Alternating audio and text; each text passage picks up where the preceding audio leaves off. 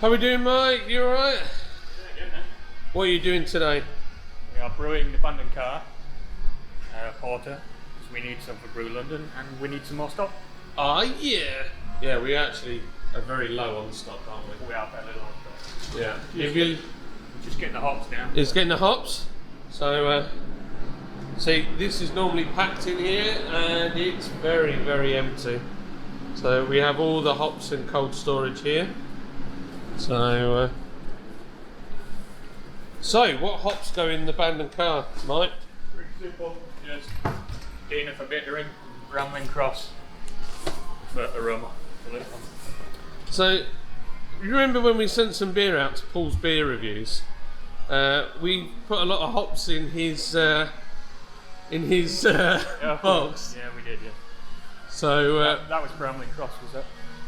that was Brandon Cuss. There you go. So I'm probably going to get a copyright. So we like to listen to heavy rock, or Mike does, whilst he's doing his brewery stuff. So it's currently a bit of Guns N' Roses on there.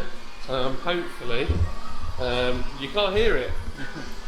So at the moment, this is the hot liquor tank, and that is currently doing something called a sparge. So the pump pumps it up there. Are you still sparging? Yeah. So I'll show you what the sparge does. And beautifully painted steps. So the sparge is spinning around and the water is going through the grain, and you can get something called a stuck mash, which is where, well, basically the water doesn't go away, does it? Yeah, it jams it up, which is a few causes of that. When it happens to us, it's usually because you get a vacuum forming underneath as it drains out. Wow. So And if then you, it take, gets you take it out too fast at the bottom, you see, and then it sucks all the malt down and compacts it, and then no water gets through. So crazy, you'd have thought. And that's a mission to sort out, isn't it? it's a pain. You've Yeah. got to mix it all up again. You end up with more grain coming through. Yeah. The green on the windows, for people wondering, is actually outside, and there's a massive drop in there. We can't even reach it. Because of the broken gutter. Yeah. So The broken gutter on the top of the mill. So that is the Bandon Car, as you see it now, looking very, very dark. So that is called wort at this point. That's doing all this technical stuff. yeah, it's just colour in there mostly now. There's probably not a huge amount of sugar. This is the last run-ins. So As this is the last bit, so less sugars, more colour. not more colour. Just colour. Yeah. So why do breweries have this whirlpool? What do they call it? They call it an underback, don't they? Yeah, see what the back there. So what's the reason for an underback, right? Well, for us, it's just so we can collect some before pumping it into the kettle. Because otherwise you'd have to constantly turn the pump on and off. Right, okay. It wouldn't be efficient. Right, I'm with you. Because you can see how slowly that's filling. That is slow. It catches a lot of bits and bobs as well, doesn't it? Yeah, it does, but in this one, it's not massively necessary for that. Right. It's not getting very much flow through. When that fully drains, it'll take a bit of the grain through and that'll just go straight down the bottom. Right. Mike has a lovely view from the brewery windows. It's still sparging. So how many litres of water will we put through here, Mike? 720 720 litres of water. sparge, but that changes from beer to beer. Right, okay. So the next process, it'll go straight into, well, it's going into the kettle now, isn't it? Am I right? Is that going into the kettle? Yeah. Yeah. I'm not a complete idiot. Not a complete idiot, just a bit of an idiot. So. Go look at the top if you want. Shall I go up there and have a butcher's? Up the death ladders. So, oh, that's a lovely new light fitting I put up there. So, heights is not my favourite thing either. So, am I to unscrew this? Right, okay. action shots, boys and girls.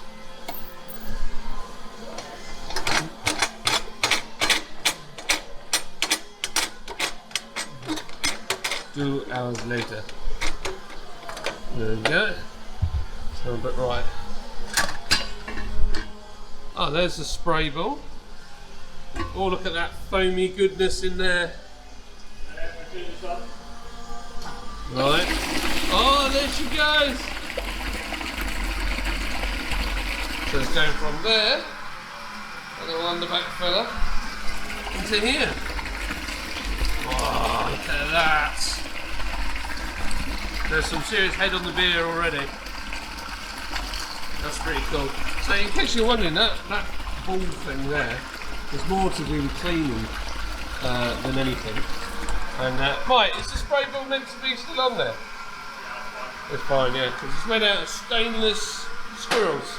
Yeah, it only cleans that hopper anyway, because we've got a better one for cleaning everything else. Alright, okay, so that one only cleans that. We've got a fancy German one, haven't we?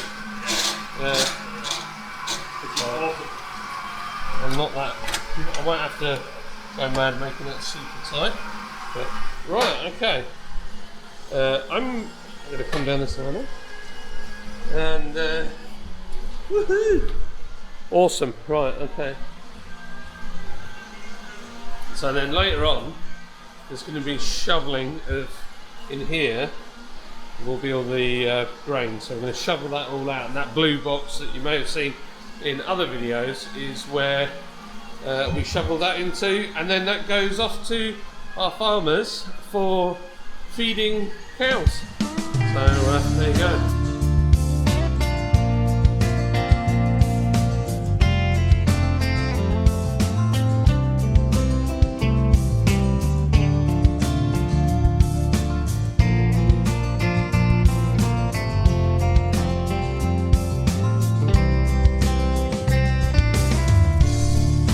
Exciting times, Mike. So, just so you people know, look at that. Rambling cross. Rambling cross. Same ones that Paul got. Yes, they're very similar to the ones Paul got. Well, same type. So this is quite dangerous, this bit, isn't it? You've got to be careful here. In case it could boil over. I will treat it like a barbecue. Treat it like a barbecue? Yeah. Supposed to burp the barbecue. Oh, really? Yeah. To let excess heat off. Right. Looking good. I'll mix itself in. Nice.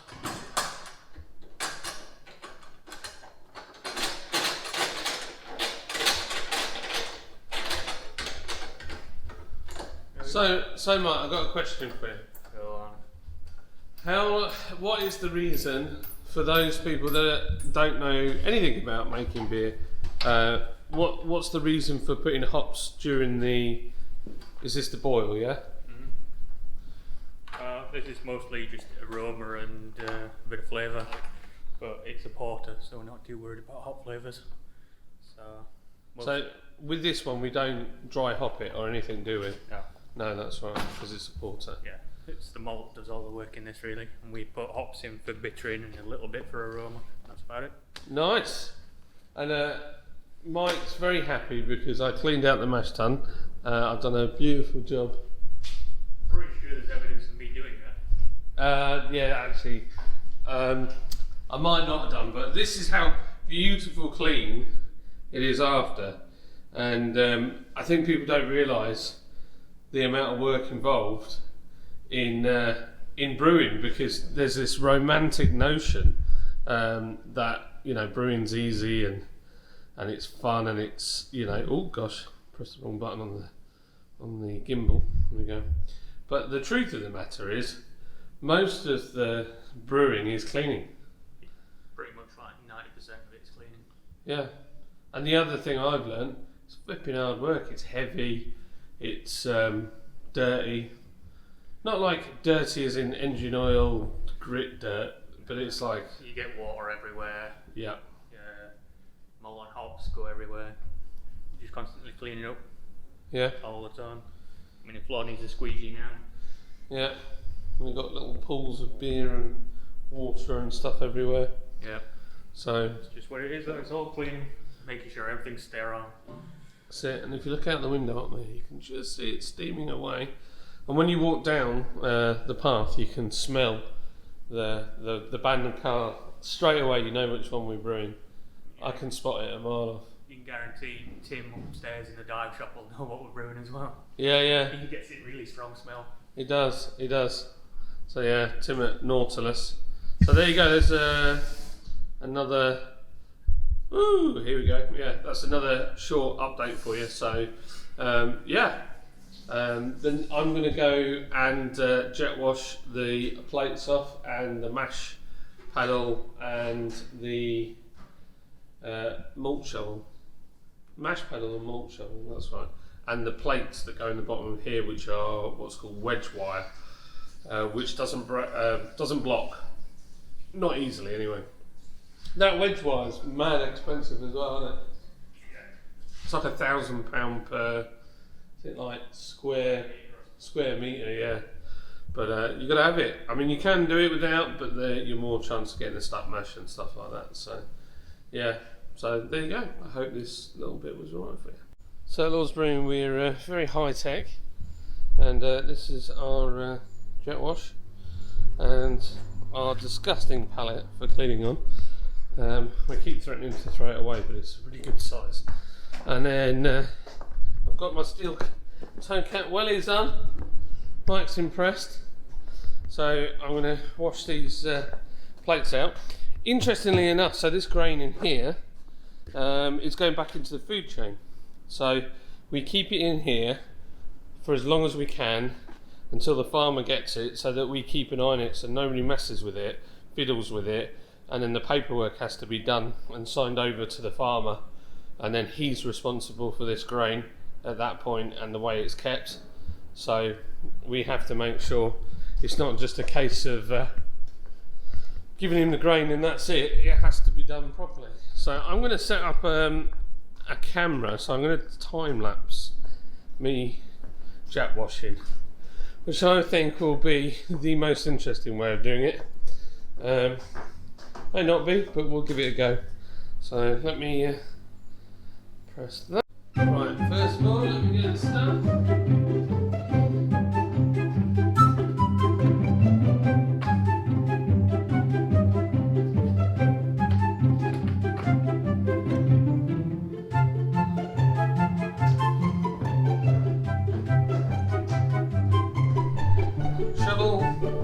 Mash paddle. Our mash paddle was made in the unit up in the corner above us, and it's made out of oak.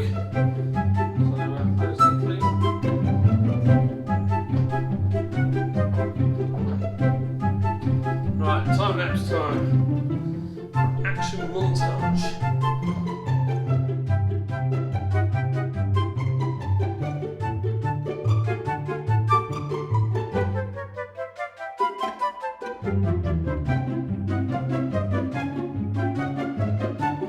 This is another exciting part of the brewing process, which is called waiting. We do a lot of it, don't we, Mike? There's plenty of waiting to be done here. Usually there's a job to do. Yeah, what are we waiting for? For the hot break on the copper. Hop break? Nope, hot. Hot break? Yeah. So the hot break, as I understand it, is to let the protein strands fall out of the beer. Also the hops as well. Everything will form a bed down at the bottom, and then we'll run the work through it, and it'll come out nice and clear into the underback. That's so cool. So here we have many sacks. If anybody wants these sacks, they're fantastic for garden use and for rubble, actually, funnily enough. Just let us know. We've got. Yeah, they're pretty strong. They're very good sacks, but we have a lot of them, so we like to get them out there so people can reuse them or recycle them. So yeah, and Yeah, we've still got our Brew London stuff that we're on. We ordered. I'll press the squizzle button. There you go. That's the technical name, Mike. Yeah, squizzle. The squizzle button does squizzling on the camera. So yeah, we ordered all our keg style casks and kegs today. So we are taking 12 casks and 12 kegs, 50-litre kegs. But to be honest, we might even take more than that. Might we? Possibly. It depends on how thirsty everybody is. So after consulting Chris at Brew London, we're going for 2 pallets worth of beer. So yeah, pretty exciting stuff. What else have I got to say? That's about it at the moment. So I am going to go and make myself a herb tea today. I don't know where it's gone. I'll throw it away. You threw my tea away? No, I didn't throw it away. It's fine. I think the coffee. Mike got a bit upset with me earlier because during his 2 weeks of holiday where he was walking through the lakes, he's looking at me here smiling. I threw away the vinegar, the salt, the sugar, and your herbal tea. Yeah. Blackcurrant herbal tea. I, however, didn't throw his instant coffee out. And good job I didn't, because some of it was £8. So I'd have died. Mike's scary. And you know what? We still not got over Strawgate from Beer X. What year was that? 2019. 2019. March 2019. Just because I forgot to give him his straw when we went through a drive-through, this whole thing called Strawgate appeared. So yeah, Terrible time. terrible. It was terrible time. So yeah, I've got to make sure that I've replaced the vinegar. I've got 2 lots of herbal teas, but apparently they don't cut it. The weird one is this one that I've got. It's a Tetley's one. It's a vitamin B boost, which makes you feel boosted. But what's really interesting about it, it's like red berries and blackberries and all sorts of stuff. It tastes just like, right, you know that kids' rice paper that you get in packs that's flavoured? It tastes just like that, and I really like that. So it's a win-win all round. So anyway, that's enough about herbal tea. I'm going to go and make one. It's just making me feel thirsty. Oh, look at that, man's got a torch out. What are you looking for, Mike? Oh, look at that. Wow. All the hop seeds. Look at that. So what are these? Hop seeds. Hop seeds, wow. The seeds from inside the cones. Wow. It's because the Bramley cross is kind of shredded stuff. Yeah. So the seeds get out really easy. The Dana is bigger whole cones. They don't really escape. No. Wow, I didn't know that. It depends how the process is done. Right, I'm with you. Because these Bramley cross are really kind of shredded. That's cool. So I like the chair, Mike. Everybody needs to know this is an essential part. And there is a reason for the chair, because if you didn't have the chair... I have to stood up inside down while I'm walking everything. So this is, for those that don't know, is the transfer. So what we're trying to do is take the hot wort out of the kettle, and we are putting it in the fermenter, which in this case is a unitank, which is that third one down there with the pipe attached to it. So we run water through this fella here, which is the heat exchanger. If I get this wrong, Mike, tell me. So tap water comes in, goes through the heat exchanger plate. At the same time, hot wort comes in the other side, and this fella here is pulling the beer through the underback into there to go down to the fermenter. In here, I think because there's a bit of a centrifuge, so some of the stuff's dropping out. And if we go over here, we can see the temperature at which the hot liquor tank is and the copper, but it's not, is it? The copper one is the temperature of the liquid after the heat exchange. Yeah, so we move the temperature gauge. Yeah. It's not actually measuring the copper at this point, it's measuring the temperature, the outflow of the heat exchange.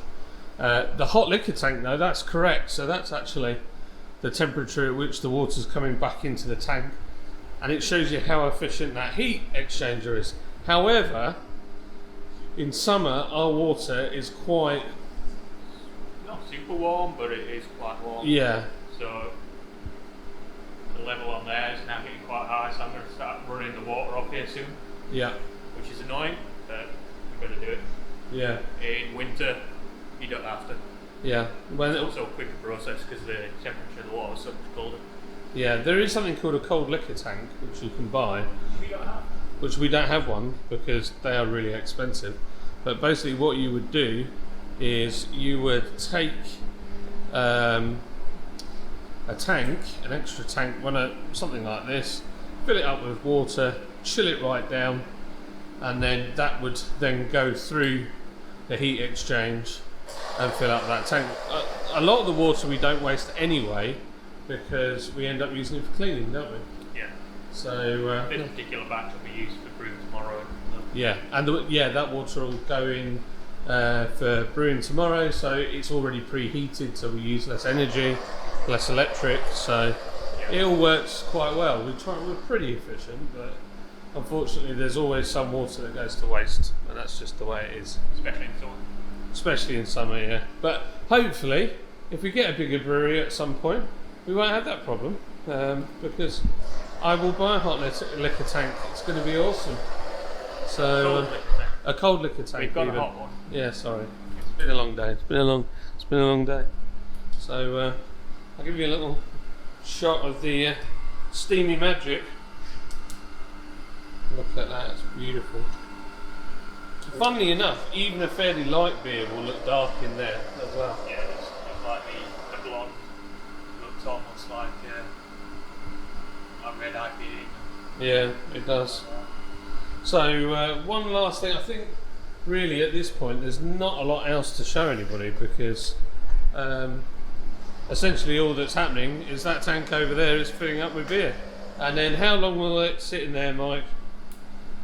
It's quite a quick one, so looking to cast this on Wednesday next week.